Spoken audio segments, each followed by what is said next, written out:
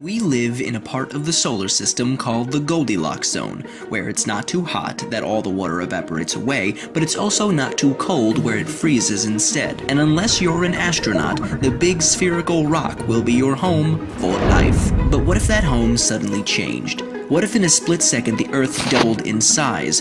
Let's assume that the density remains constant, so the mass of the Earth increased as well. How would that change things? Well, first off, gravity would be very different. The Earth would have 8 times as much mass, and gravity would be twice as strong. So if you stepped on a scale, you'd suddenly weigh twice as much as before. It would be much harder for you to walk, and you'd get tired much more easily. After all, you'd feel like you were giving another version of yourself a piggyback ride, all day, every day, which would look very funny. Over the years, human bones, especially in the legs, would have to become stronger to support this increased weight. Meanwhile, trees would start to collapse, and any new trees that grow in their place might not grow as tall. See, there's a limit for how tall a tree can grow, usually around 400 feet or so. This limit is determined by gravity. Since the taller the tree is, the more energy is required to transport water from the roots to the top. If the amount of energy the tree gains from photosynthesis is more than the energy it takes to transport the water, it'll keep growing. Otherwise, it'll stop.